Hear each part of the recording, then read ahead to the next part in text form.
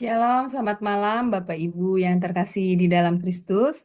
Selamat bertemu kembali pada kelas pembelajaran firman Tuhan di Sema Adonai pada hari Jumat tanggal 12 Desember 2025.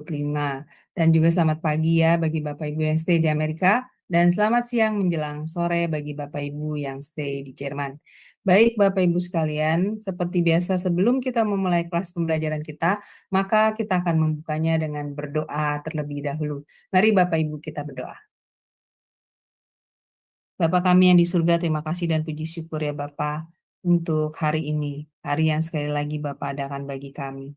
Terima kasih ya Bapak untuk penyertaan-Mu, pemeliharaanmu, perlindungan-Mu, dan pimpinan-Mu sepanjang hari ini bagi kami semua.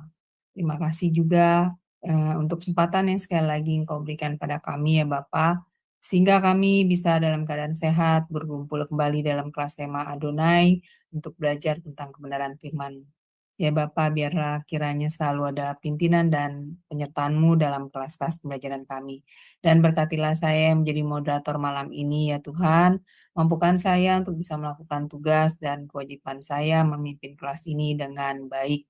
Dan juga berkati para operator kami yang bekerja di belakang layar. Mampukan juga Tuhan untuk mereka dapat melakukan tugas dan kewajibannya sebaik-baiknya. Dan juga berkati internet dan perangkat yang kami pakai saat ini ya Tuhan, selama pembelajaran kelas ini berlangsung. Sehingga tidak ada satupun kendala yang mengganggu internet dan perangkat kami. Sehingga semua dapat berjalan dengan lancar. Dan berkati terutama hamba-Mu, Ibu Magdalena Caroline akan menyampaikan kebenaran firman-Mu malam ini, ya Tuhan.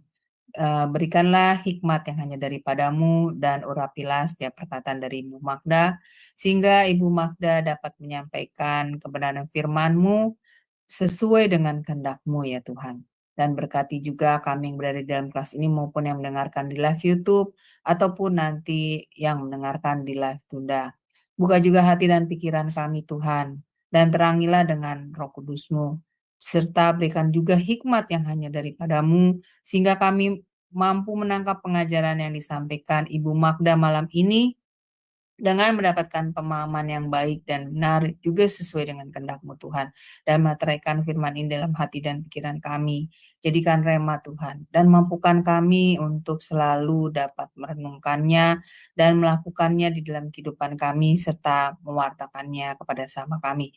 Terima kasih Tuhan, kami mau menyerahkan kelas pembelajaran ini dari awal hingga akhir hanya di dalam pimpinan-Mu, dan kami patahkan segala kuasa kegelapan yang akan menghalangi kelas pembelajaran kami saat ini dalam nama Yesus. Doa ini kami panjatkan dalam satu nama, yaitu Tuhan Yesus Kristus, Juru Selamat kami yang hidup. Haleluya. Amin.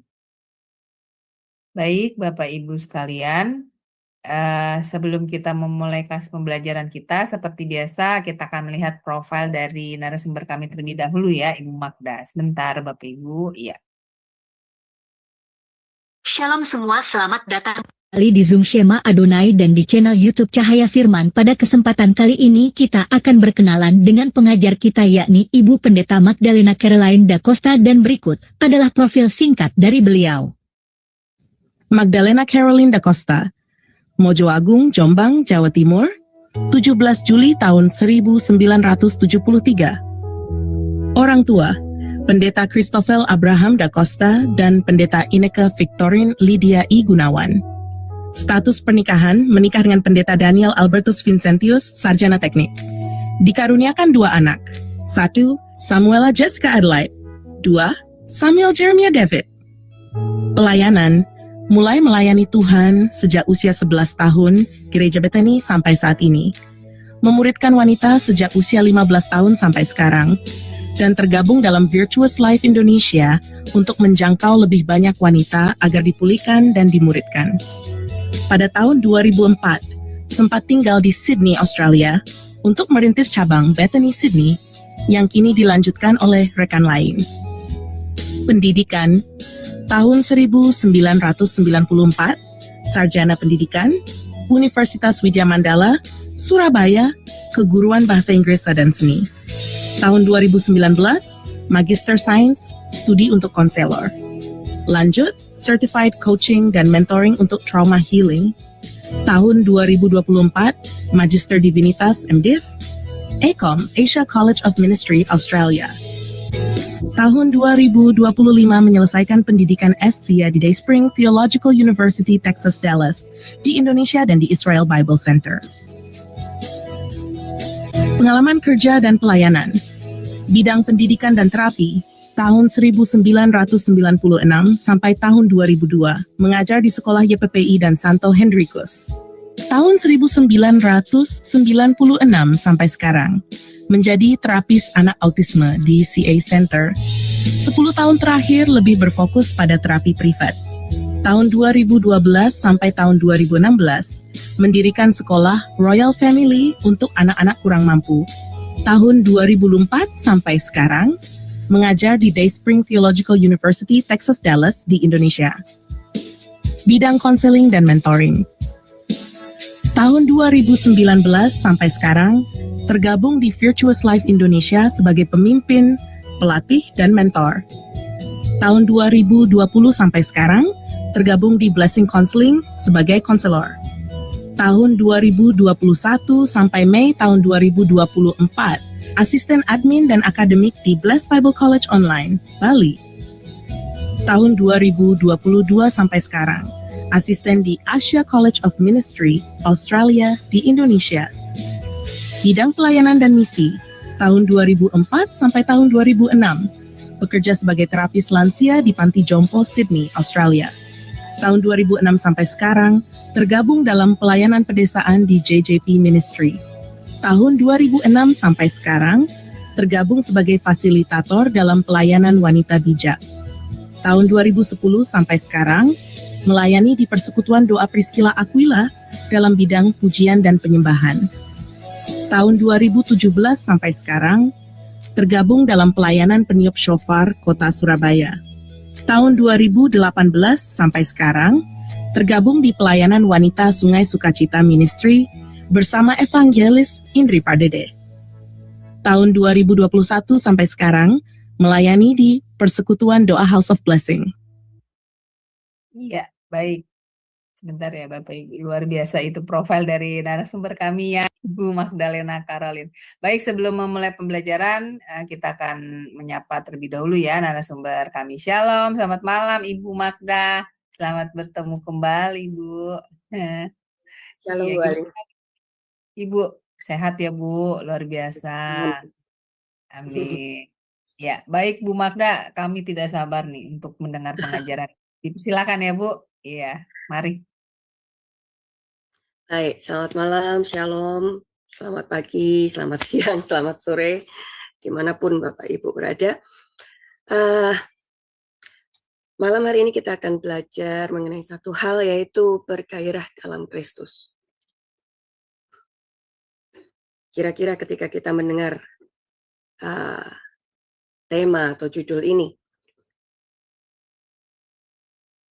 yang tiba-tiba tercetus di pikiran Bapak Ibu apa nih? Ya, silakan Bapak Ibu di chat ya, di kolom komentar. Silakan bagaimana tanggapannya tentang tema malam ini kata Ibu Magda. Silakan Bapak Ibu. Pohon Natal katanya Pak. Pak Bang Kodek bilang pohon Natal Bu. Iya. Siapa lagi? Ayo silakan Bapak Ibu tanggapannya. Nah, ini udah jawab lagi. Kasih mula-mula Bu, katanya Ibu Erni. Kondisi saat kita mengalami kasih mula-mula, bergairah di dalam Kristus. Ya, siapa lagi silakan.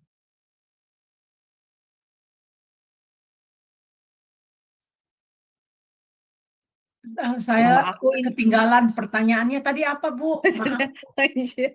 Iya, diulang Bu Magda silakan Bu. Ya, dari judul atau tema ini, bergairah di dalam Kristus. Nah, kira-kira yang tercetus di pikiran Bu Heni apa ini? Oh, buat saya sih bergairah dalam Kristus itu adalah pengenalan akan Dia melalui kebenaran firman Tuhan. Itu. Oke. Yang lain mungkin ada lagi? Walau banyak masalah, Bu, tetap bergairah di dalam Iya, Kristus iya, iya. aja. Ya, silakan yang lain. Baik, silakan dijawab di chat, silakan. Saya boleh tambah lagi nggak, Bu? Silakan. Oke, buat saya adalah bagaimana bergairah dalam pertumbuhan rohani ya di dalam Kristus. Hmm, boleh. Oke. Ya, Bu sepertinya Alif nggak ada lagi, Bu. Saya, kalau saya, ya itu Bu, ketika menghadapi masalah, menghadapi persoalan, tetap bergairah di dalam Kristus. Kadang-kadang kan Bu, kalau kita ngadapin persoalan, masalah, kita kadang-kadang kan itu Bu, imannya down. Nah itu, tetapi di sini pelajaran Ibu itu judulnya bergairah di dalam Kristus. Saya menangkapnya seperti itu, Bu. Ya, Ya, silakan Ibu makna, ini ya ada satu dilanjut. lagi di chatroom, Ya. Ibu Tinari. Energik di dalam Tuhan, always on fire. Lalu ada saat kita merasakan jatuh cinta kepada Kristus, kita merasa rindu dan merasa ingin lebih dalam mengenal Dia. Oke, saya boleh minta tolong Bu Aling untuk bisa baca. Sebentar, saya buka ya Bu, sebentar. Nah, dari sini aja saya tulis. Oh iya, ya. Baik, Efesus 5 ayat 14, demikianlah firman Tuhan. Itulah sebabnya dikatakan, bangunlah, hai kamu yang tidur, dan bangkitlah dari antara orang mati, dan Kristus akan bercahaya atas kamu. Amin. Ya, 15. Ayat 16. Dan 15. ayat 15, Efesus 5 ayat 15. Karena itu, perhatikanlah dengan sesama bagaimana kamu hidup. Janganlah seperti orang bebal, tetapi seperti orang arif. Amin. Ada lanjut Ibu ayat 16? Belum ya? Ya udah. Ya, ayat 16. Efesus 5 ayat 16. Dan pergunakanlah waktu yang ada, karena hari-hari ini adalah jahat. Amin. Efesus 5 ayat 17, sebab itu janganlah kamu bodoh, tetapi usahakanlah supaya kamu mengerti kehendak Tuhan. Amin. Sampai 21 ya. Dan janganlah kamu mabuk oleh anggur, karena anggur menimbulkan hawa nafsu, tetapi hendaklah kamu penuh dengan roh. Amin. Dan berkata-katalah seorang kepada yang lain dalam mazmur, kidung puji-pujian dan nyanyian rohani. Bernyanyi dan bersoraklah bagi Tuhan dengan segenap hati. Amin. Ucaplah syukur senantiasa atas segala sesuatu dalam nama Tuhan kita Yesus Kristus kepada Allah dan Bapa kita. Amin. Dan rendahkanlah dirimu seorang kepada yang lain di dalam takut akan Kristus. Amin. Amin. Baik. Amin. Ketika kita membaca ayat-ayat ini, kalau kita cek kata bergairah menurut Kamus Besar Bahasa Indonesia, itu adalah sangat ingin akan atau bersemangat. Misalnya si Ucok sangat bergairah untuk bertemu dengan gadis pujaannya. Lalu menurut Thesaurus adalah antusiasme, aspirasi, dorongan, energi, gelora jiwa, roh, selera, semangat, spirit, vitalitas. Jadi ternyata ketika kita melihat arti dari kata bergairah itu cukup luas ya, Bapak Ibu ya. Antusias, lalu juga bersemangat, energi, gelora, bergelora gitu ya, berselera, memiliki spirit yang luar biasa, juga vitalitas. Nah, kira-kira ketika kita melihat dari arti kata bergairah ini, waktu ada tanda-tanda gairah itu turun, kira-kira seperti apa contohnya? Apa tanda-tandanya? Ya, silakan Bapak Ibu komennya di chat ya.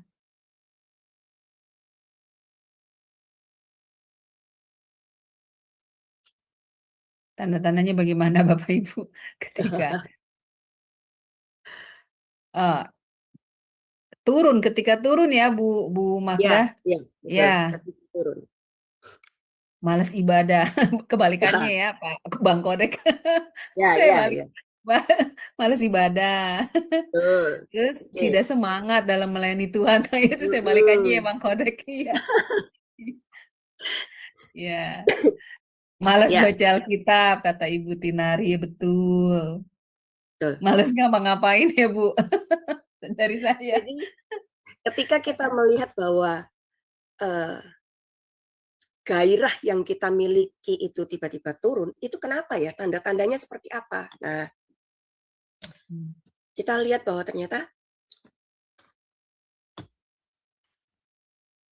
tingkat kehadiran yang menurun drastis. Jadi ada satu ketika tadi ya sama ya seperti tadi ya, semangat untuk beribadah jadi berkurang, menurun, nggak kepingin ke gereja, nggak kepingin ngapa-ngapain, nggak kepingin berdoa, nggak kepingin baca firman. Seperti itu ya. Lalu Betul Bu, ya. ada kegelisahan di mana-mana yang mewujud dalam keluh kesah karena yang terjadi tidak seperti yang kita harap. Diiming-iming. Pernah nggak Bapak Ibu ada di titik ini? Pernah Bu, semua orang rasanya pernah Bu, pasti pernah mengalami. Iya. Iya. Lalu juga akhirnya kita sampai di banyak menuntut karena ada rasa tidak puas. Lalu tingkat partisipasi yang cenderung berkurang. Nah, Bapak Ibu kita belajar di sini ternyata pada waktu kegairahan, suatu gairah itu menurun dalam kehidupan kita, itu sangat berpengaruh di dalam hampir setiap aspek dalam hidup kita. Mau hubungan kita dengan pasangan, hubungan kita dengan keluarga, hubungan kita dengan pekerjaan, hubungan kita dengan Tuhan terutama. Itu kita bisa melihat tanda-tandanya apa? Semakin menurun, nggak kepingin ngapa-ngapain, nggak kepingin, sudahlah biarin itu, nggak penting lagi, saya sudah nggak mau lagi. Nah, seperti itu ya. Jadi sangat penting ketika kita sekarang berbicara bergairah di dalam Kristus, menjaga agar kegairahan kita di dalam Tuhan itu terus terkonek, terus terkoneksi, terus terikat, terus tidak terputus sama Tuhan. Itu apa yang harus kita upayakan, apa yang harus kita kerjakan. Kita harus punya yang namanya motivasi supaya apa? Selama berapa minggu ini di pembelajaran kita sudah bahas mengenai bagaimana kita harus punya satu motivasi yang tidak boleh hilang, yang tidak boleh berkurang. Jadi supaya kita bisa menjaga terus kegairahan kita di dalam Kristus, maka motivasi ini dan terkoneksi secara dinamis setiap hari dengan Tuhan Yesus melalui doa dan pembacaan firman. Waktu kita bilang harus punya motivasi, harus terkoneksi secara dinamis setiap hari. Apakah mudah? Seperti yang tadi, waktu kita dengar Bu Aling bilang, pada waktu ada tekanan, ada masalah, maka kita tidak lagi bergairah. Males ngapa-ngapain.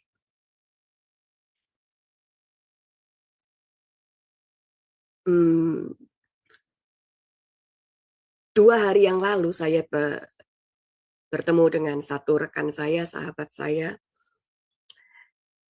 Kita janjian, kemudian kita ketemu di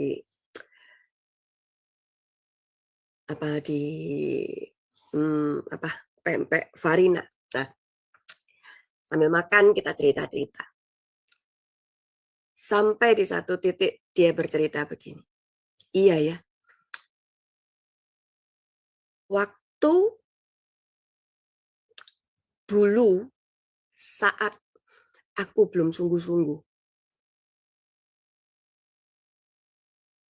dan aku ada di dalam satu tekanan permasalahan,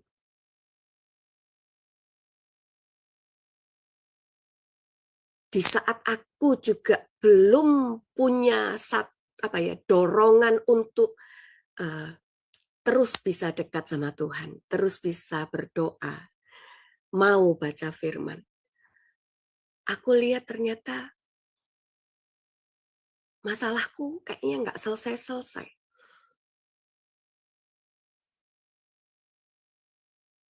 Aku nggak ngerti Tuhan itu sebetulnya maunya apa gitu ya dalam hidupku. Tapi setelah aku merubah cara berpikir, kemudian aku punya satu dorongan, satu motivasi. Waktu kalian, karena kami bertiga gitu ya, waktu kalian berdua mendorong, memberikan satu dorongan supaya aku terus dekat sama Tuhan, aku mulai cari Tuhan. Di situ aku mulai berdoa, mulai baca firman. Aku melihat perubahan demi perubahan terjadi. Sejak saat itu,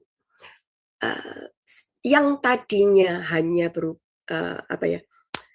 berupa kalau tidak baca firman, nanti Tuhan nggak bakal deket loh ya sama aku. Gitu. Itu yang ada di pikirannya. Tapi setelah berjalannya waktu, dia sampai di satu titik begini, bahwa ternyata berdoa, membaca firman, dan merenungkan itu sudah seperti bukan hanya jadi gaya hidup, tetapi jadi makanan yang harus dia makan setiap saat.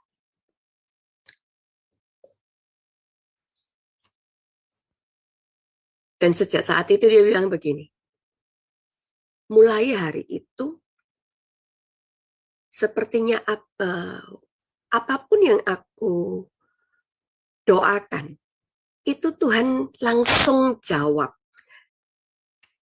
Sehingga anak-anaknya rekan saya ini mulai melihat bahwa percuma kita punya keinginan, kita punya mimpi, tapi yang dijawab itu doanya mama. Mereka bilang gitu. Jadi udah lebih baik, mama mau apa sih? Gitu. Nah, sampai anak-anaknya bisa melihat seperti itu. Membaca firman, berdoa. Waktu kita melakukan itu dengan satu kerinduan, satu kegairahan yang sungguh-sungguh di dalam Tuhan itu membangkitkan hal yang tidak mungkin jadi mungkin.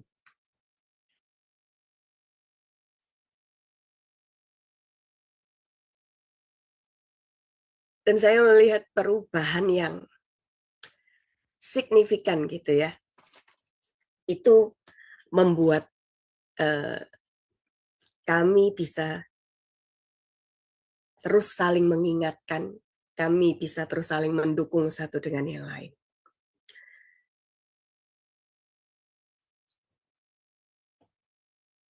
Jadi Bapak Ibu, ternyata punya motivasi, terkoneksi secara dinamis setiap hari dengan Yesus melalui doa dan pembacaan firman Tuhan, itu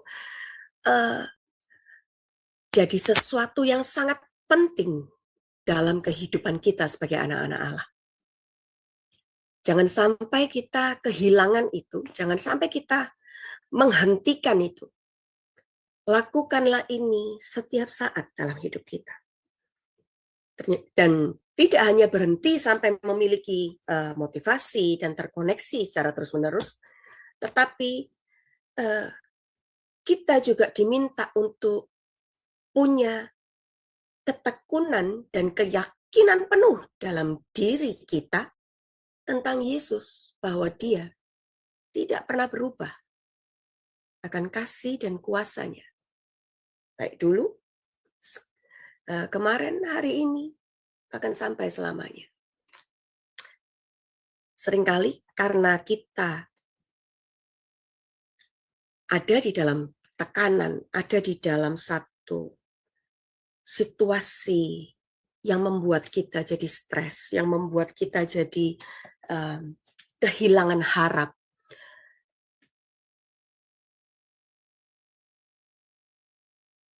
Kita jadi meragukan, kita jadi tidak yakin tentang Tuhan yang kita sembah. Yang lalu kita pernah belajar mengenai Petrus, bahwa sekalipun dia adalah murid Tuhan yang sangat dekat dengan Yesus, mengasihi, mencintai Tuhan, tetapi kita lihat kedekatan tanpa pengalaman, jumpa, itu nggak ada gunanya. Terbukti bahwa Petrus menyangkal Tuhan. Orang yang setiap hari berjalan, berbicara, melihat mujizat, melihat pertolongan, melihat hal-hal yang besar yang Yesus lakukan. Ternyata tetap belum meyakinkan si Petrus bahwa Yesus yang dia sembah, Yesus yang adalah guru yang setiap saat dia ikuti, yang makan bareng satu meja, tidur sama-sama, itu tidak membuat si Petrus ini punya yakin 100% bahwa ya, dia itu adalah Tuhan dan Raja. Itu yang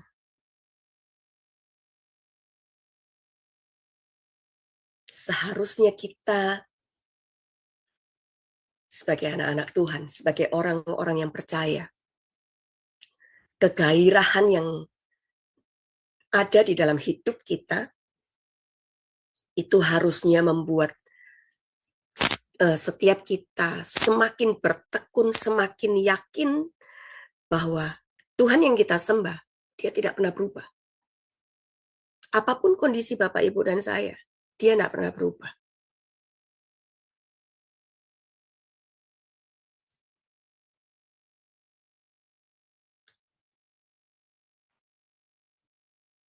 Tadi ada yang angkat tangan, Pak, siapa tadi? Sudah diturunkan, Bu. Oke, Iya, silakan baik. dilanjutkan ini Magda ya. Oke. Em,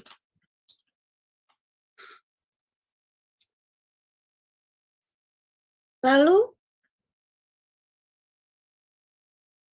bergairah di dalam Kristus ternyata tidak hanya berhenti sampai di punya keyakinan, tapi kita juga akan melangkah kepada apa? Memiliki sikap yang optimis. Walau, seperti yang tadi Bu Aling bilang, banyak kesulitan menghadang. Karena apa? Karena kita tahu bahwa Yesus ada bersama dengan kita. Kita bisa lihat di Matius 28 ayat 20b. Ya.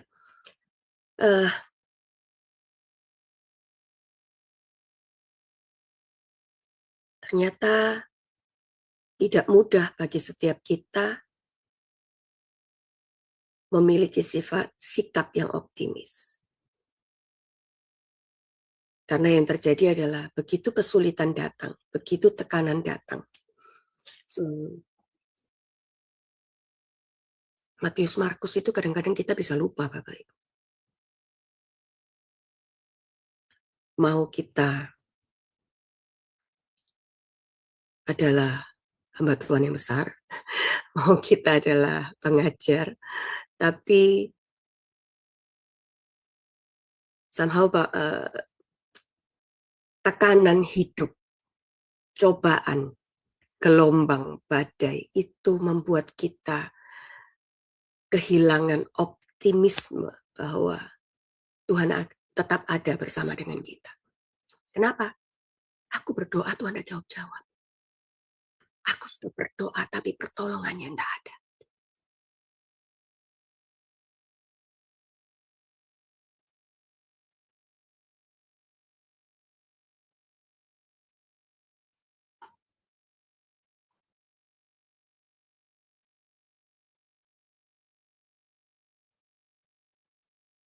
Kita lihat dari gambar ini, sepertinya menggambarkan bahwa waktu mereka haus, waktu mereka mau minum, mereka bisa tuh, di depannya ada sungai, ada mata air yang airnya jernih banget gitu ya. Tapi ternyata apa? Tetap ada belenggu yang mengikat mereka. Kita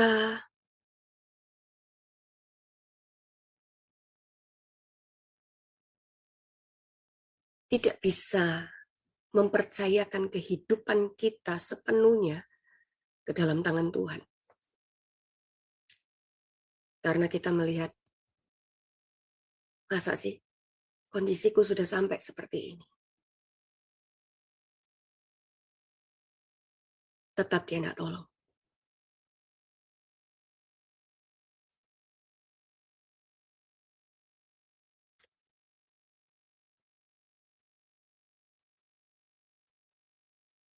Sikap yang optimis, tekun. Selanjutnya adalah tidak mudah putus asa, tidak mudah kecewa, tidak mudah menyerah. Bila apa? Bila menghadapi kesukaran. Karena tahu apa? Yesus turut bekerja dalam segala sesuatu untuk mendatangkan kebaikan bagi setiap kita yang mencintai Dia.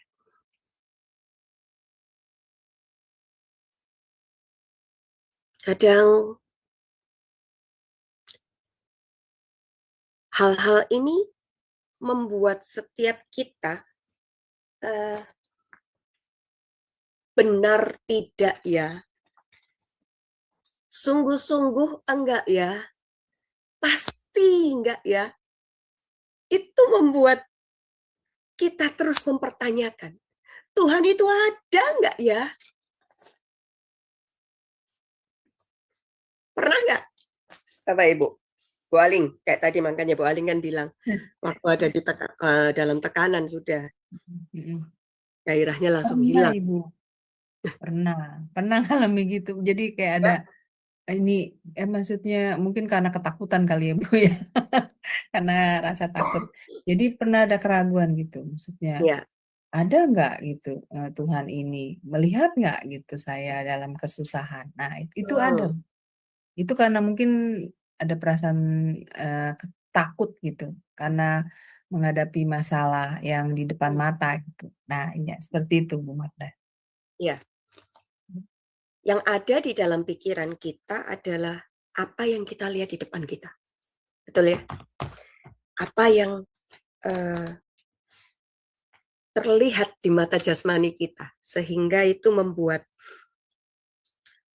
kita kehilangan rasa yakin bahwa Tuhan itu tidak pernah meninggalkan kita. Kita jadi putus asa pada waktu kita lihat, duh Tuhan, deadline-nya besok loh untuk bayar SPP. Anunya besok loh. Tapi hari ini belum ada nih. Kamu belum jawab doa.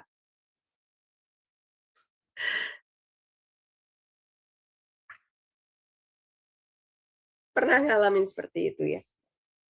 Bu Aling kapan lalu, kalau nggak salah itu pernah bersaksi bahwa waktu belajar percaya Tuhan memberi lebih dari yang diminta dan didoakan. Betul Bu. Tapi ternyata apakah itu bisa berlaku setiap saat? Enggak juga loh. Karena apa? Iya. Tekanan, intimidasi, situasi yang terus ada di dalam kehidupan kita ini, itu yang selalu kita lihat secara nyata. Dan itu kayaknya nggak hilang-hilang, dah habis-habis. Kok gini terus ya?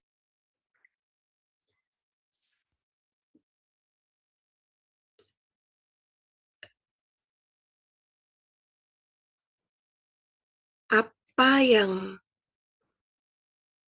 Bu Aling pernah hadapi? Saya percaya kita semua pasti pernah ada di situ. Kenapa? Karena kita masih ada di bumi. Karena kita masih nginjak tanah. Karena kita masih hidup di dalam daging. Nah Bapak Ibu, selama kita belum masuk di 2x1, hal-hal tersebut akan terus ada dalam hidup kita. Tetapi yang membedakan adalah begini. Tingkat dan rasa percaya kita kepada Tuhan, pengetahuan kita, pengertian kita, bahwa siapa Tuhan yang kita sembah, itu yang membuat perbedaan. Sehingga kita tidak lagi putus asa, kita tidak lagi gampang kecewa, kita tidak lagi gampang menyerah pada waktu kesusahan, kesukaran, badai, gelombang itu datang.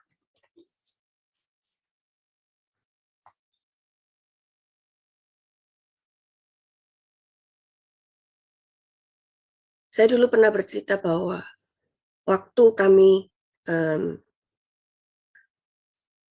tidak bisa bayar SPP anak-anak sekolah, Tuhan pakai dengan caranya yang ajaib untuk memberkati kami sehingga anak-anak kami bisa terus sekolah, SPP bisa terbayarkan dengan caranya Tuhan. Ada orang yang Tuhan gerakkan untuk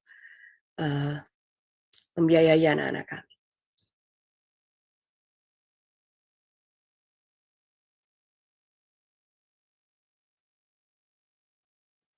Waktu kemarin kami ngobrol-ngobrol, kalau saya mau sambung tadi cerita dengan pertemuan saya dengan rekan saya,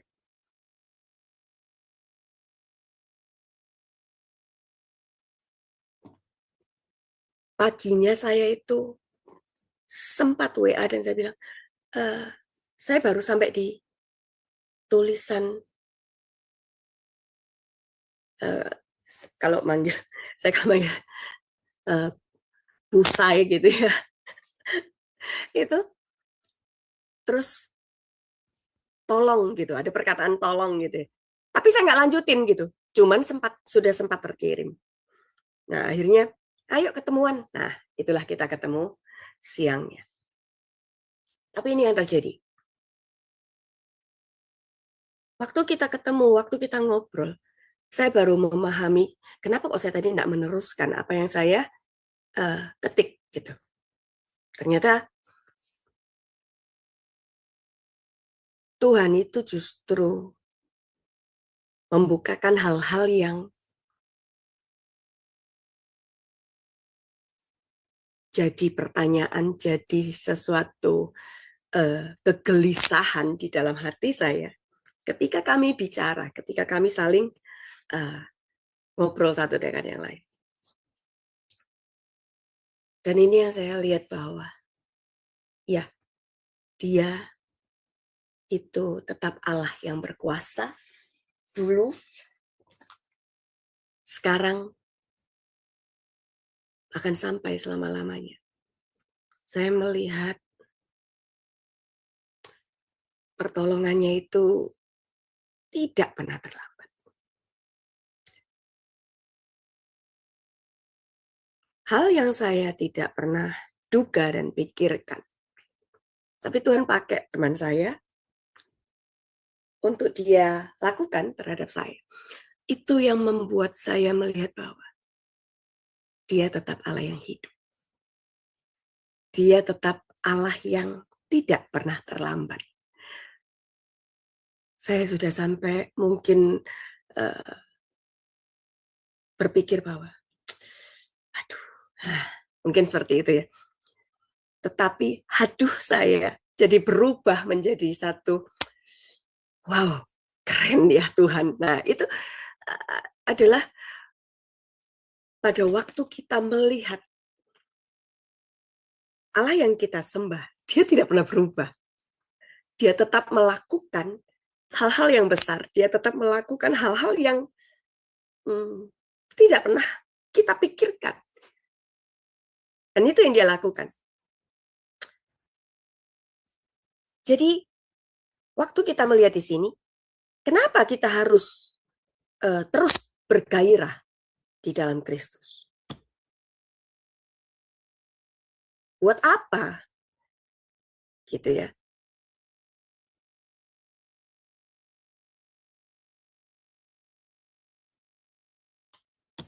Kenapa kita harus terus bergairah di dalam Kristus? Karena Yesus itu, Dia mencintai setiap kita. Mencintai Bapak, Ibu, dan saya. Dengan cintanya yang sempurna.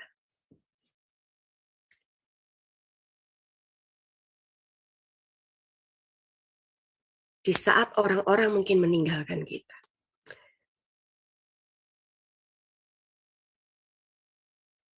Orang-orang yang mungkin kita percaya.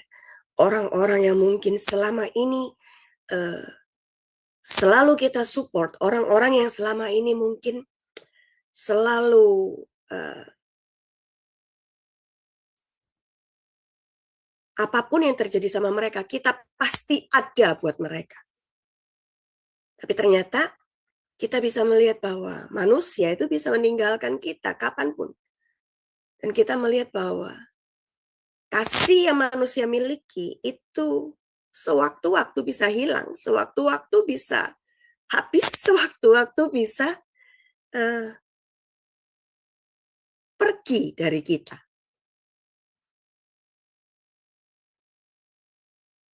Tapi kita melihat di sini bahwa Yesus itu, Dia mencintai setiap Bapak, Ibu, dan saya dengan cintanya yang sempurna. Kenapa kita harus terus bergairah di dalam Tuhan? Karena Yesus itu, Dia sudah menyelesaikan penghalang dari sesuatu yang menghalangi gairah hidup kita.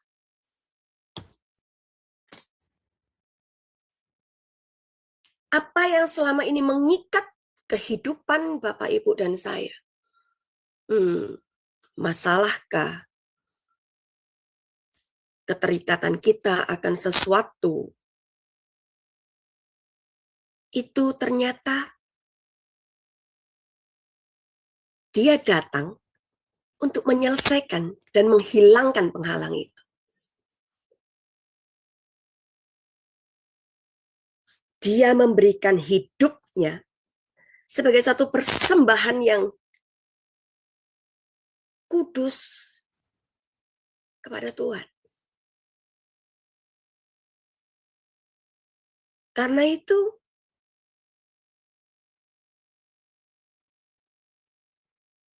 mari kita semua juga belajar untuk mempersembahkan kehidupan kita sebagai persembahan yang hidup.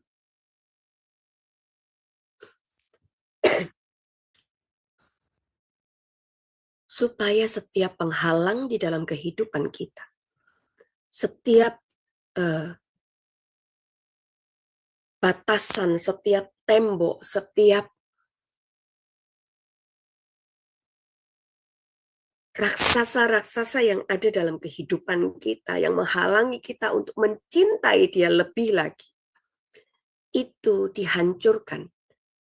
Sehingga kegairahan di dalam hidup kita terus bisa menyala bagi Dia.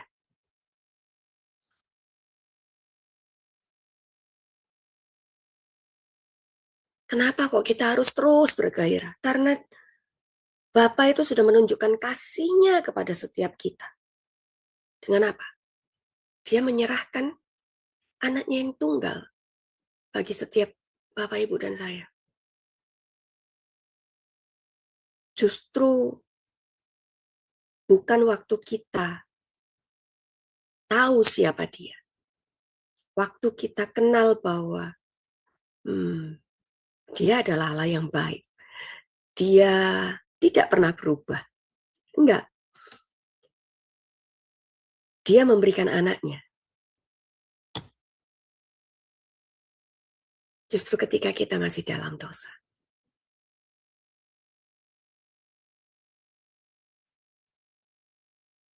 Akan tetapi Allah menunjukkan kasih-Nya kepada setiap kita. Oleh karena Kristus telah mati untuk kita ketika kita masih berdosa.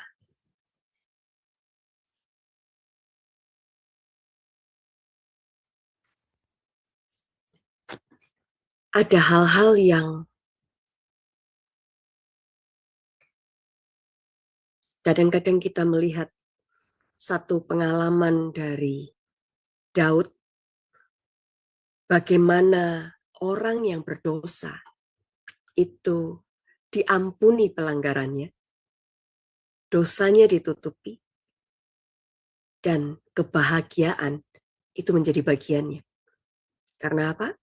Karena kesalahannya itu tidak diperhitungkan.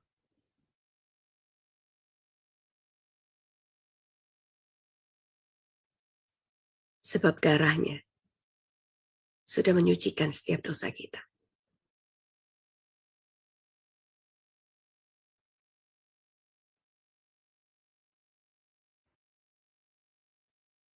Mazmur pasal yang ke-32, ayat yang pertama sampai ayat yang kedua, di situ berkata, dari Daud, nyanyian pengajaran, berbahagialah orang yang diampuni pelanggarannya, yang dosanya ditutupi. Berbahagialah manusia yang kesalahannya tidak diperhitungkan Tuhan, dan yang tidak berjiwa penipu. Orang-orang yang sungguh-sungguh pada akhirnya jadi orang-orang yang berbahagia adalah mereka yang sudah menerima pengampunan daripada Allah, sehingga kesalahan yang mereka lakukan, pelanggaran yang mereka lakukan, itu diampuni. Dan apapun yang mereka kerjakan itu karena sudah disucikan oleh darah Yesus, tidak lagi membebani hati, pikiran, dan intimidasi bagi setiap mereka.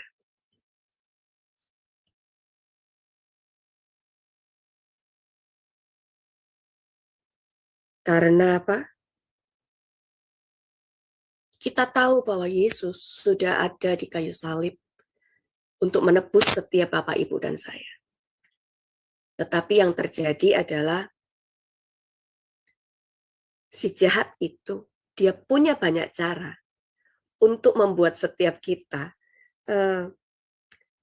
meragukan bahwa dosa kita ini sudah diampuni. Bahwa Tuhan itu tidak akan ngungkit-ngungkit lagi. Kenapa kamu kok begini? Kenapa kok kamu melakukan ini? Kenapa kok kamu begitu? Dan lain-lain.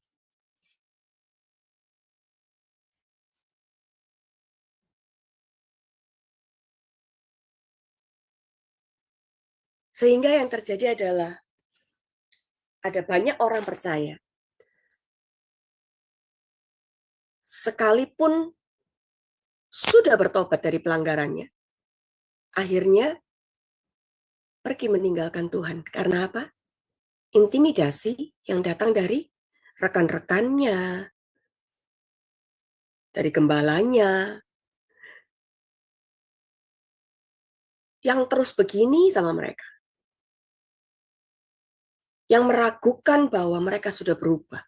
Yang meragukan bahwa mereka sudah bertobat.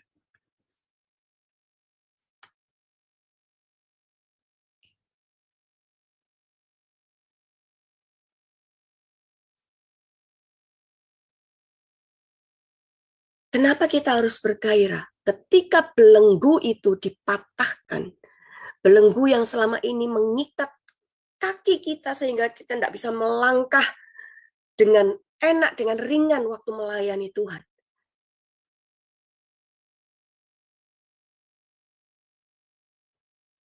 Padahal seharusnya kita harus jadi orang-orang yang berbahagia. Karena kita tahu pengampunan itu jadi bagian kita. Sehingga ada kegairahan yang luar biasa yang kita tujukan kepada Tuhan. Lewat apa yang sudah Dia lakukan dalam hidup kita. Bagi kita. Setiap kita tidak dipilih secara kebetulan. Tapi ada rencana dan tujuan Tuhan bagi setiap Bapak, Ibu, dan saya.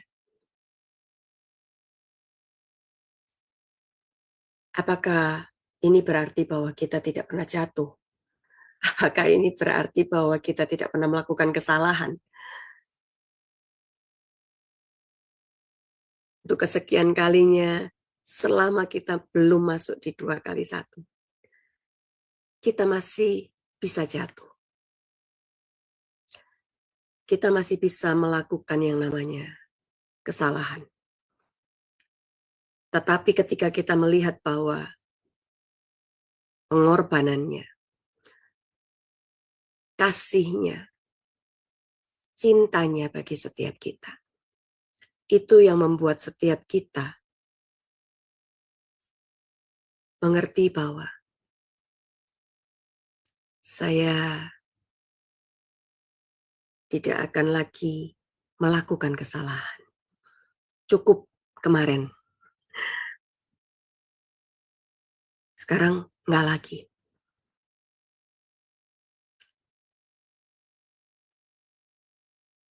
Cukup yang saya sudah lakukan itu mendukakan hati Tuhan. Sekarang hidup saya adalah untuk Dia. Nah, itu yang harusnya kita miliki.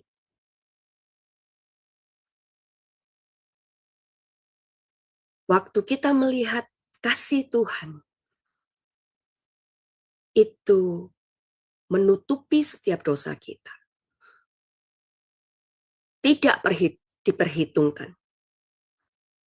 Kita melihat bahwa ini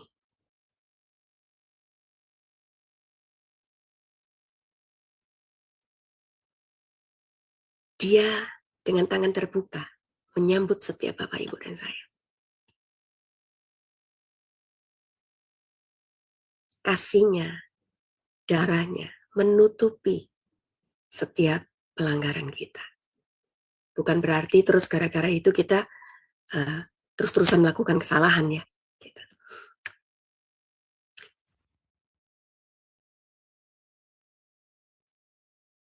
Tidak ada lagi tekanan, tidak ada lagi belenggu, tapi kita melihat bahwa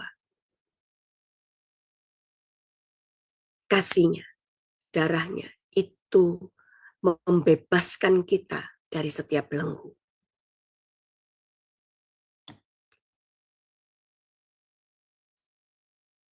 Sehingga itu membuat setiap kita tidak memiliki lagi alasan untuk kita tidak bergairah di dalam hidup ini.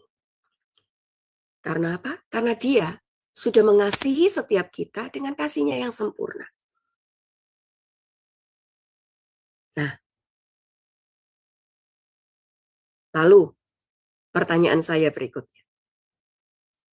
Apa sih makna dari bergairah di dalam Kristus? Silakan Bapak Ibu.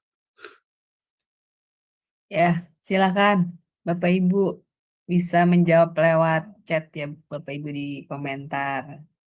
Silakan Bang Kodek, Bu Erni. Ya, terus siapa lagi nih?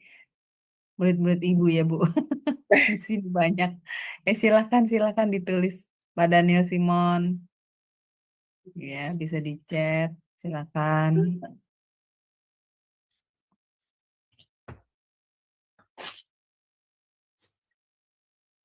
Saya dulu ya, Bu. Silakan. Saya menangkap apa makna bergairah di dalam Kristus. Supaya kita selalu punya pengharapan ya, Bu.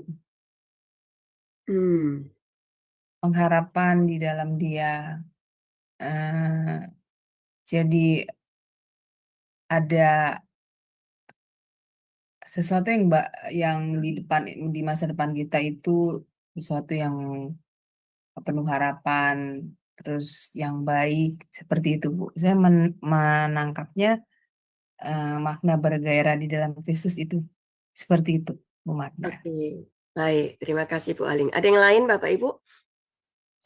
Agar kita dapat lebih dalam mengenal Dia dan dapat menyenangkan Tuhan. Nah, Ya, ya, ini dari Ibu Erni. baik. Ya, silakan yang lain.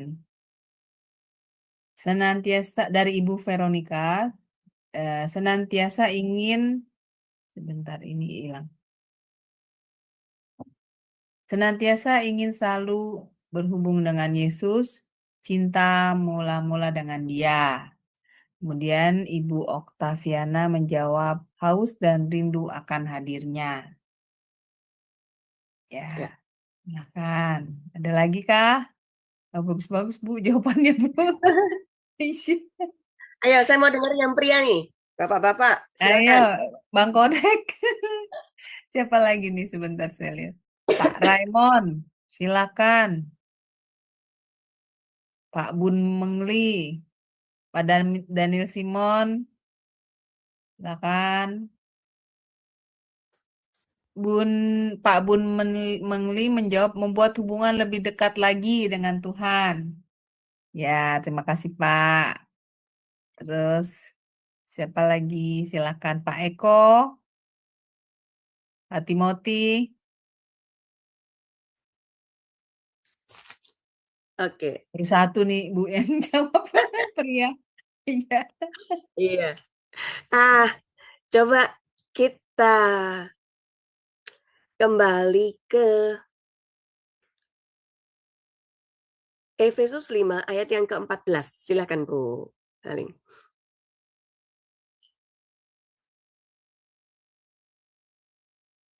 Apa makna bergairah di dalam Kristus?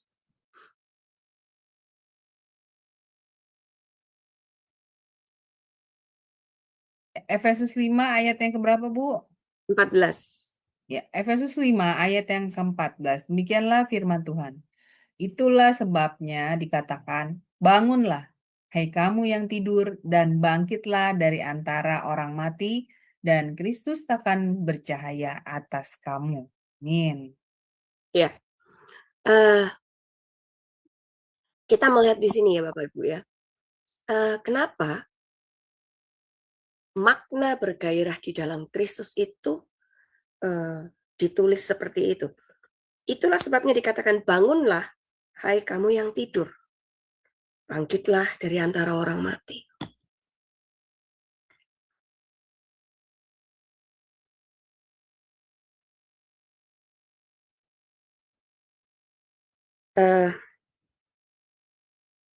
Orang yang tertidur itu bisa sama dengan, kita bisa katakan hampir sama seperti orang yang mati. Seperti, berarti bukan mati ya, tetapi seperti. Nah, ciri-ciri orang tidur itu apa? Seperti orang mati, Bu. Iya. Iya, Kalau nggak tidur gerak berarti gitu. gimana?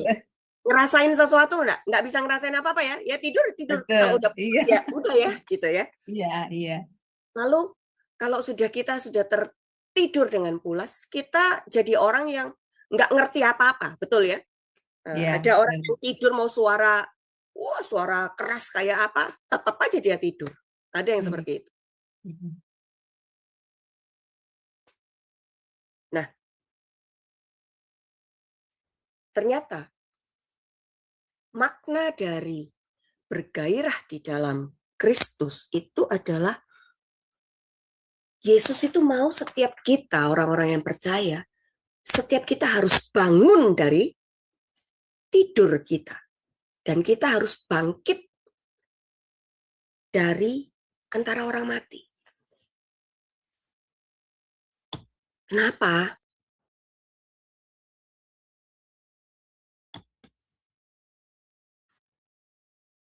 Nah, karena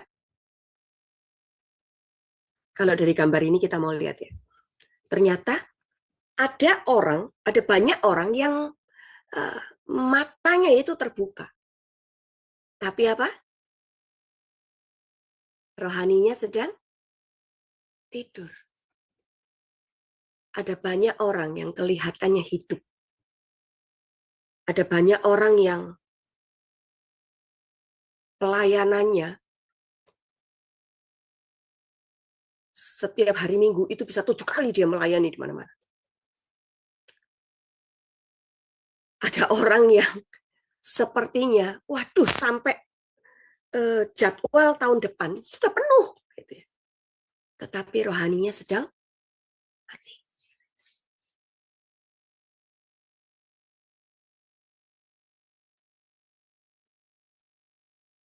Jadi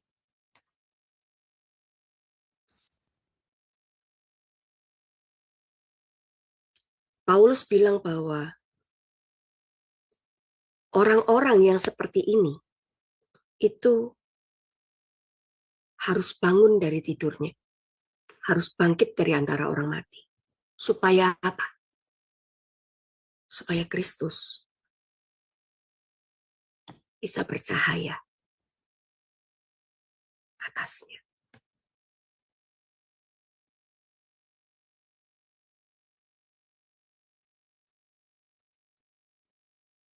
Pada waktu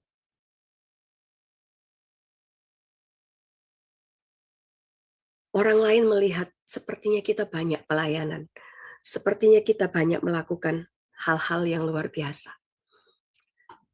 Tetapi sebetulnya rohani kita mati, suam, dingin, itu menghalangi Kristus bisa bercahaya dalam kehidupan kita.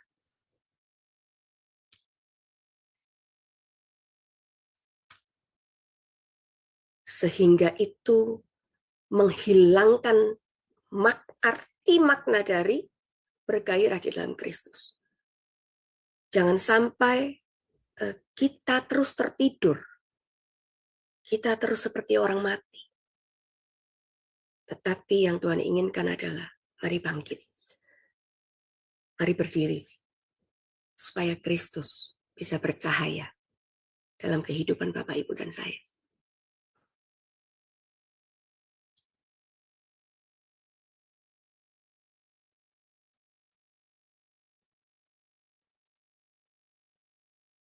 Nah, supaya kita bisa bangkit. Efesus 5 ayat yang ke-15 dan 16 itu mengatakan seperti ini. Karena itu, perhatikanlah dengan saksama bagaimana kamu hidup. Janganlah seperti orang bebal, tetapi seperti orang arif, dan pergunakanlah waktu yang ada. Karena hari-hari ini jahat.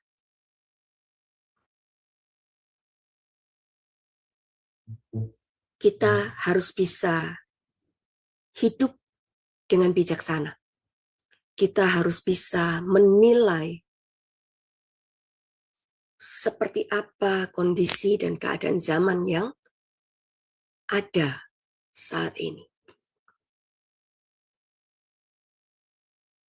Supaya kita bisa berhati-hati di dalam setiap langkah, setiap keputusan, setiap pemikiran, setiap apa yang mau kita ucapkan.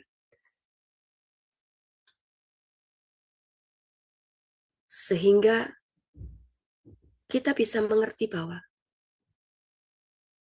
kalau aku tidak peka, kalau aku tidak bijak, dengan kondisi hari-hari ini yang sangat jahat,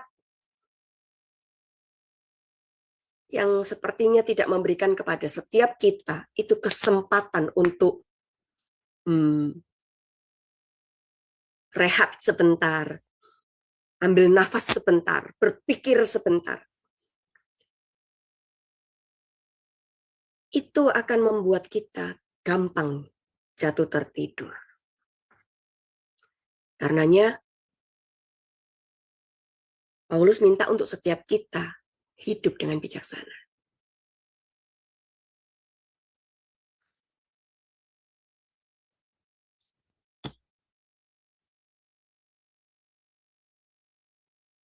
Waktu kita harus hidup dengan bijaksana.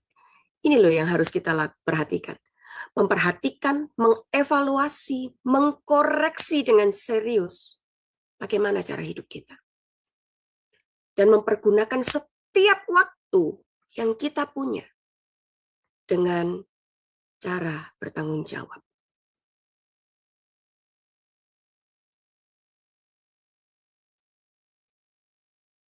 Kalau Bapak Ibu belajar mengenai firman, mari, jangan cuma sekedar baca. Kita masuk lebih dalam, merenungkan, memperkatakan.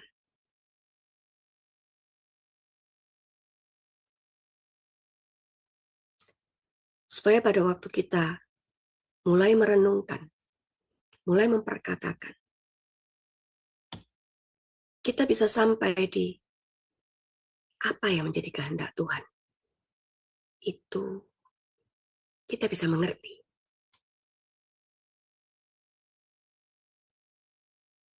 Efesus pasal yang ke-5 ayat yang ke-17. Supaya kita nggak jadi bodoh, tetapi kita mengerti kehendak Tuhan.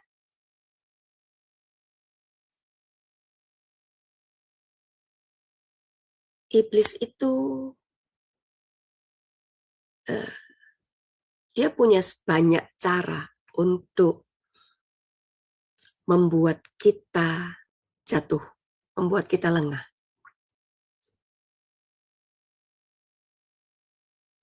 Dia akan buat Bapak, Ibu, dan saya jadwalnya bertambah banyak. Pelayanannya bisa kemana-mana, sehingga kita tidak punya waktu pribadi dengan dia.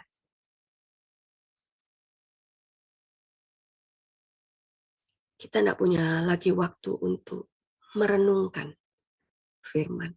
Kita tidak punya lagi waktu untuk bercakap-cakap secara pribadi dengan dia. Kita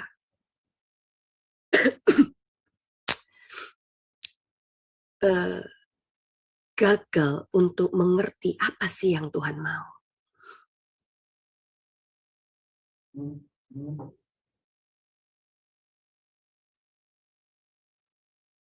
Karenanya kita harus sampai di titik menjadi bijak, supaya kita mengerti apa yang menjadi kehendak Tuhan.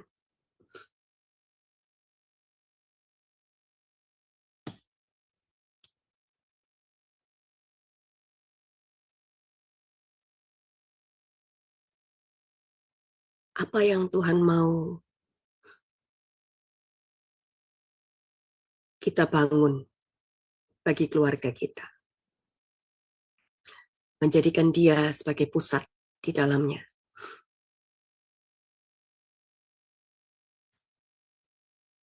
Membuat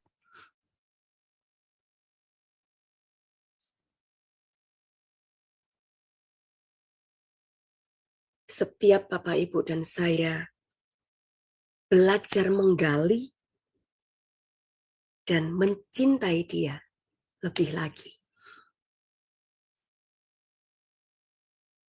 Pada waktu kita bekerja, di dalam kita bekerja, pada waktu kita melayani, tetap Kristus sebagai dasarnya. Dia yang menjadi pusatnya. Segala sesuatu yang kita lakukan, kita akan melakukannya bukan untuk manusia, tetapi untuk Tuhan. Sehingga tidak ada yang namanya kita kerja asal-asalan, kita melayani ya sebisanya. Enggak. Tetapi apapun, kemanapun Tuhan minta untuk kita pergi, kita akan mengerjakannya dengan sukacita dan sungguh-sungguh. Karena kita tahu itu adalah kerinduan yang Tuhan mau untuk setiap kita, orang-orang yang percaya dan mengasihi Dia, mengerjakannya. Yaitu terus bergairah di dalam melakukan segala sesuatu. Sekalipun ada tekanan, sekalipun ada badai, sekalipun ada ombak, sekalipun ada banyak hal yang membuat, aduh, orang ini bikin saya semakin jauh. Hal-hal itu tidak akan lagi bisa mempengaruhi setiap Bapak, Ibu, dan saya. Karena kita tahu apa yang menjadi kerinduan dan hati Tuhan bagi setiap kita. Membangun segala sesuatu dalam hidup kita dengan sungguh-sungguh. Dan kita terus mencari perkenanannya. Dan selanjutnya, kita bisa melihat bahwa hidup kita, di ayat yang ke-18, dikatakan, dan janganlah kamu mabuk oleh anggur, karena anggur menimbulkan hawa nafsu. Tetapi hendaklah kamu penuh dengan roh.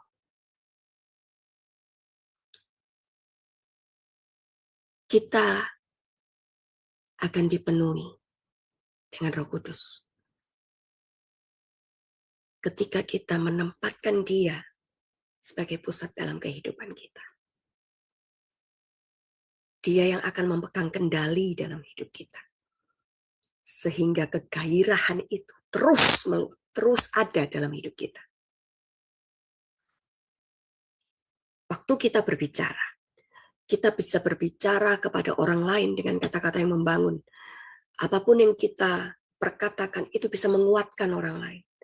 Bisa membuat mereka melihat bahwa Tuhan baik.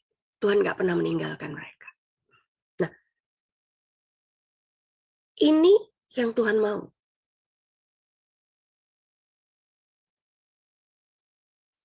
Makna dari kata bergairah ternyata banyak dan luas. Perkataan kita, ketika ada kegairahan di dalam Tuhan, waktu itu diucapkan, waktu itu dikeluarkan, perkataan itu bisa membangun orang lain. Bukan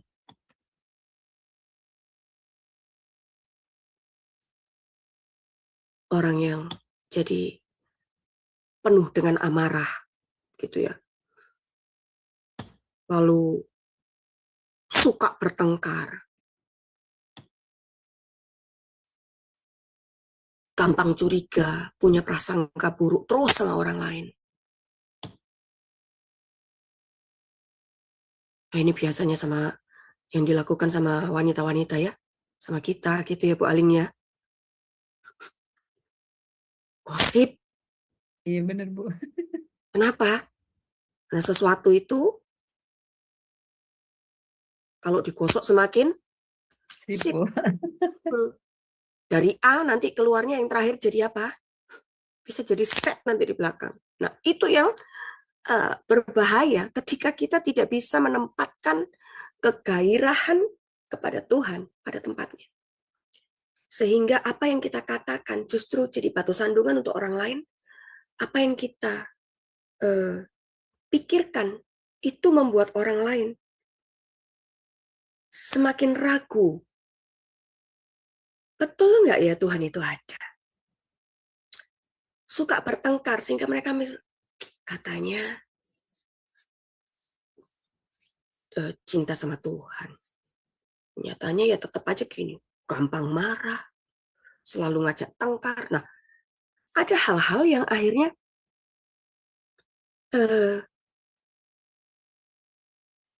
kita melihat bahwa apa yang kita perkatakan itu jadi penghalang untuk orang lain melihat Kristus hidup dalam kita.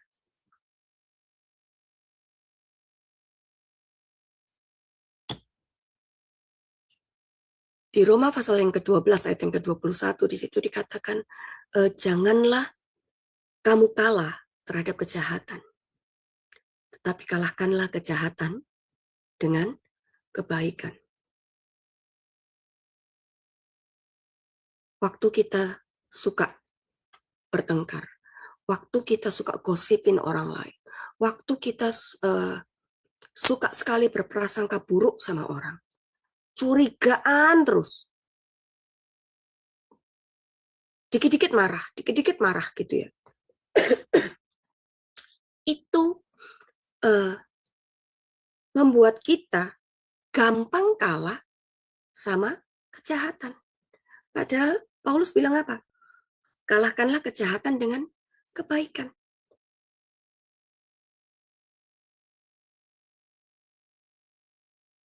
Kita lihat gambar ini simple sekali ya sepertinya ya. Oh, kenapa ya kok dari bunga-bunga ini tetapi ternyata ada dahan-dahan yang berduri. Ini gambaran dari si jahat. Tetapi di sini kita melihat apa yang ditawarkan kepada orang-orang yang mengerti kebenaran. Penuh dengan cinta dan kasih Tuhan. Mereka menawarkan kebaikan, kasih kepada si jahat. Supaya apa? Orang-orang yang mungkin tadinya mau menjatuhkan, orang-orang yang punya prasangka-prasangka buruk. Waktu kita terus memanjiri kehidupan mereka dengan kasih, dengan cinta Tuhan. Mereka melihat gini, sudah tak gosipin, sudah aku ajak tengkar terus, sudah aku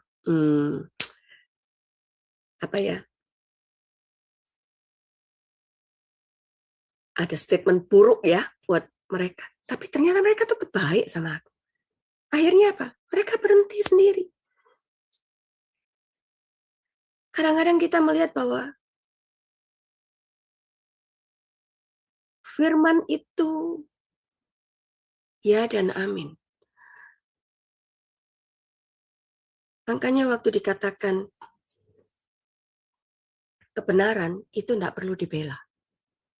Karena apa? Kebenaran itu bisa membela dirinya sendiri.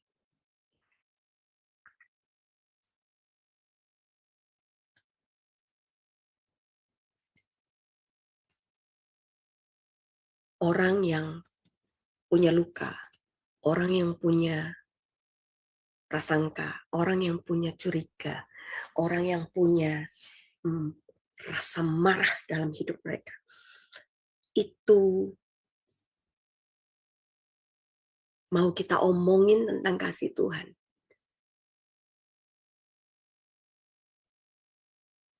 Jadi susah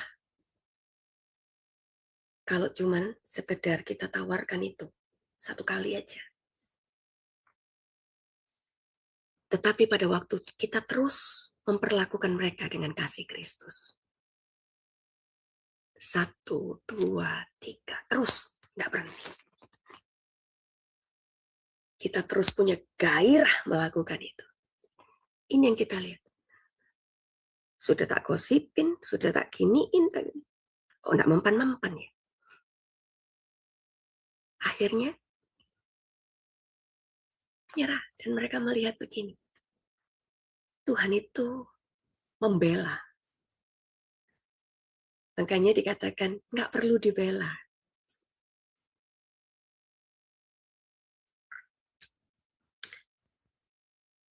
Sehingga kita bisa melakukan yang namanya begini. Ketika kita bergairah di dalam Kristus, maka kita akan selalu bisa hidup di dalam ucapan syukur. Dan itu bisa senantiasa kita lakukan. Ucaplah syukur senantiasa atas segala sesuatu dalam nama Tuhan kita Yesus Kristus.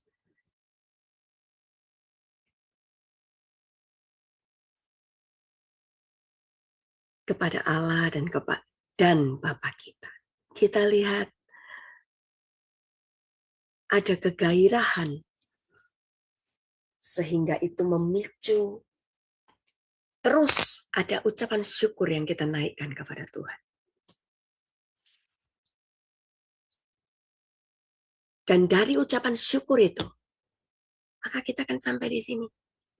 Aku sendiri, Paulus bilang, tidak menganggap bahwa aku telah menangkapnya. Tetapi ini yang kulakukan.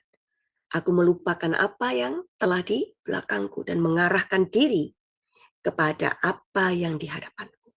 Dan berlari kepada tujuan untuk memperoleh hadiah, yaitu panggilan surgawi dari Allah dalam Kristus Yesus.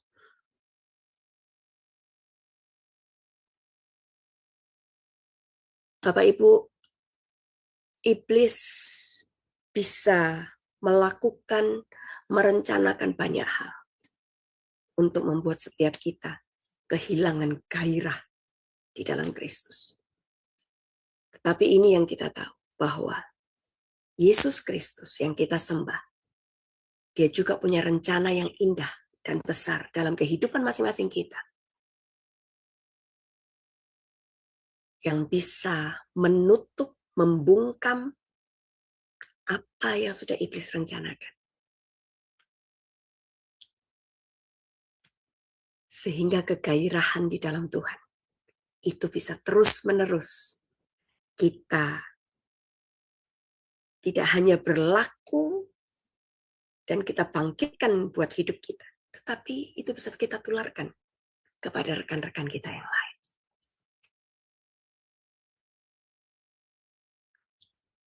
Puji Tuhan. Saya selesai Bapak Ibu.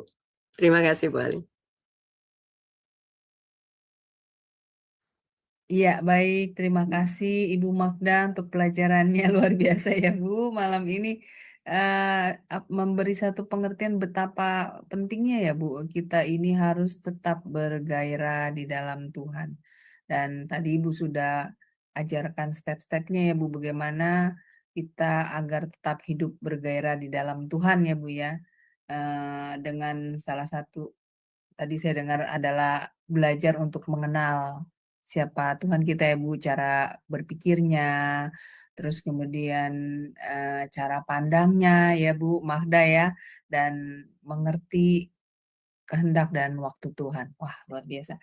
Baik, terima kasih Bu Magda untuk pelajarannya sangat memberkati kami semua. Dan sebelum kita akhiri kelas kita ya, tanpa terasa sudah 1,5 jam kita belajar, saya akan bacakan terlebih dahulu acara-acara Sema Adonai ke depannya. Sebentar Bapak Ibu ya, saya share. Baik, sudah tampak di layar Bapak Ibu. Baik untuk besok hari Sabtu tanggal 13 Desember 2025 di jam 19.00 waktu Indonesia Barat. Di Sema Adonai akan kembali ada kelas pembelajaran firman. Dan kita akan belajar kali ini tentang tema tuntunan tiang awan dan tiang api yang akan dibawakan oleh narasumber kami yaitu Pak Evangelis Jamino Widi Sulistija SMTH dan moderatornya adalah Ibu Aling saya sendiri. Kemudian Bapak Ibu, di hari Minggu tanggal 14 Desember 2025 di jam 19.00 waktu Indonesia Barat, seperti biasa di Sema Adonai akan ada ibadah online. Tapi ibadah online kita kali ini adalah istimewa ya Bapak Ibu, karena di ibadah online kita ini sekaligus merayakan hari Natal dan anniversary ketiga Sema Adonai. Jadi usia Sema Adonai sudah masuki 3 tahun ya Bapak Ibu, puji Tuhan dan puji syukur. Karena berkat pemeliharaan Tuhan kami Sema Adonai, tim Sema Adonai masih terus bisa live memberitakan kabar Injil ya kepada semua orang. Dan untuk tema ibadah kita di hari Minggu adalah marilah kita ke Bethlehem yang akan dibawakan oleh Bapak Gembala kami sendiri yaitu Pak Pendeta Dr. Daniel Palungan MTH dan akan dipimpin pujian ibadahnya ini liturgisnya oleh Ibu Heni dan yang memimpin lagu pujiannya adalah Ibu Yanti Vesters dari Jerman. Dan selanjutnya Bapak Ibu, ini adalah sebentar ya ini. Nah, ini adalah renungan pagi Sema Adonai diadakan setiap hari mulai dari hari Senin sampai dengan Sabtu, dimulai dari jam 5.30 pagi waktu Indonesia Barat dan dilayani oleh hamba-hamba Tuhan yang sangat memberkati. Jadi Bapak Ibu sekalian, untuk renungan pagi Sema Adonai ini dapat Bapak Ibu ikuti lewat Zoom Sema Adonai atau lewat channel YouTube Cahaya Firman. Dan bagi Bapak Ibu yang belum mensubscribe channel YouTube baru kami C Firman, tolong subscribe ya Bapak Ibu. Dan bagi Bapak Ibu yang sudah mensubscribe channel YouTube baru kami C Firman, tolong subscribe sekali lagi dengan penulisan @cfirman79-x9o6o. Dikarenakan ini adalah channel C Firman kami yang paling terbaru kembali. Dan juga Bapak Ibu tolong subscribe juga channel kami yang dengan penulisan @cahayafirman_j3x bagi Bapak Ibu yang belum mensubscribe-nya. Dan juga Bapak Ibu juga tolong subscribe channel YouTube kami satu lagi yang bernama Sema Adonai Plus dengan penulisan @Sema Adonai Extra. Dikarenakan di channel Sema Adonai Plus ini Bapak Ibu bisa melihat keseluruhan rekap dari acara-acara channel C Firman terdahulu. Dan juga tolong bantu share ya Bapak Ibu channel C Firman ini kepada yang lain supaya semakin banyak juga orang-orang yang bisa mengikuti keseluruhan acara-acara dari kelas Sema Adonai lewat channel C Firman, terutama program-program dari Sema Adonai yang tidak di-live-kan di channel-channel lain, seperti program Renungan Pagi Sema Adonai, kemudian Renungan Pagi dari Bapak Gembala kami sendiri, yaitu Pak Pendeta Daniel Palungan yang diadakan setiap hari Jumat 1 kali dalam seminggu, dan juga ibadah online Sema Adonai. Dengan Bapak Ibu membantu men-share channel C Firman ini kepada yang lain, sekaligus Bapak Ibu telah membantu channel kami C Firman untuk menjadi lebih berkembang dan menjadi berkat lagi bagi banyak orang. Terima kasih Bapak Ibu atas perhatiannya. Tuhan berkati ya. Sekarang kita akan mengakhiri kelas pembelajaran kita dan jika Ibu Magda masih ada closing statement-nya ya Ibu untuk materi pelajaran malam ini dipersilakan, lalu pimpin doa bagi kami semua. Dipersilakan Ibu Magda. Oke. Mungkin closing statement saya adalah ini.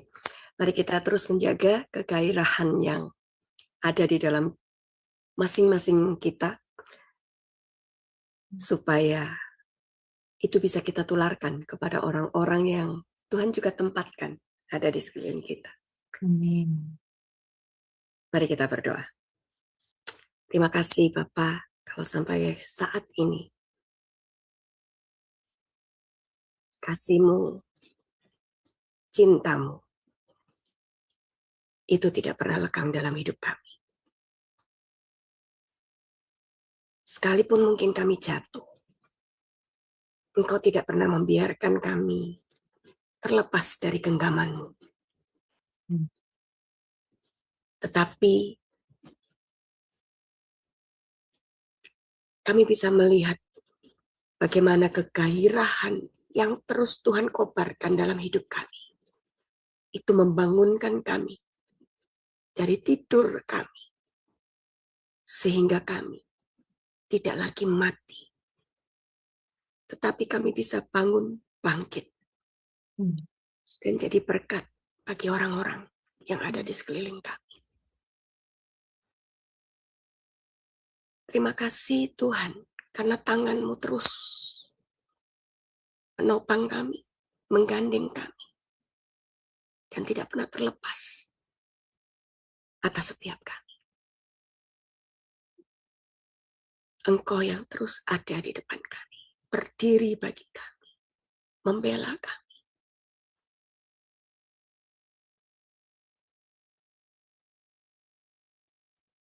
Karena rencana-Mu besar bagi setiap kami. Engkau nggak pernah lelah atas kami, Tuhan. Terima kasih untuk itu. Kalau sebentar kami akan beristirahat satu dengan yang lain, Tuhan, kami akan berpisah. Terus berbicara bagi setiap kami. Roh Kudus terus ingatkan kami, supaya kegairahan itu tidak pernah mati, tidak pernah hilang dari kehidupan masing-masing kami. Terima kasih Bapa, di dalam nama Yesus. Berkati setiap orang-orang, anak-anak-Mu yang mendengarkan malam hari ini, dimanapun mereka ada. Biar kegairahannya daripada Tuhan terus menyala, terus berkobar dalam hati dan hidup mereka. Dan setiap orang yang melihat kami, melihat Kristus ada, nyata, hidup dalam setiap kami. Dalam nama Yesus. Amin. Amin. Amin. Baik, terima kasih Bu Magda untuk pelayanannya ya Bu, yang luar biasa bagi kami semua, sangat memberkati kami sekali untuk pelajaran malam ini. Dan saya berharap ya Bapak Ibu menjadi berkat bagi Bapak Ibu semua ya, sungguh-sungguh menjadi berkat. Baik, kita akan mengakhiri kelas pembelajaran kita. Oh ya, Ibu Magda juga semoga pelayanan Ibu selalu diberkati Tuhan lebih dan lebih lagi, menjadi berkat bagi banyak orang, dan Ibu sekeluarga selalu dalam perlindungan, berkat, dan juga diberikan kesehatan selalu ya Bu, amin. Baik Bapak Ibu, terima kasih untuk kebersamaannya dengan tim Sema Adonai. Jangan lupa besok pagi di pukul 5.30 seperti biasa ada renungan pagi Sema Adonai ya Bapak Ibu, dan di malam harinya masih ada kelas pembelajaran. Jadi tetap stay bersama kami, belajar tentang kebenaran firman Tuhan dan bertumbuh bersama-sama di dalam Tuhan. Baik Bapak Ibu sekalian, tim Sema Adonai mengundurkan diri dan selamat beristirahat ya Bapak Ibu semua. Tuhan berkati. Shalom, shalom, shalom.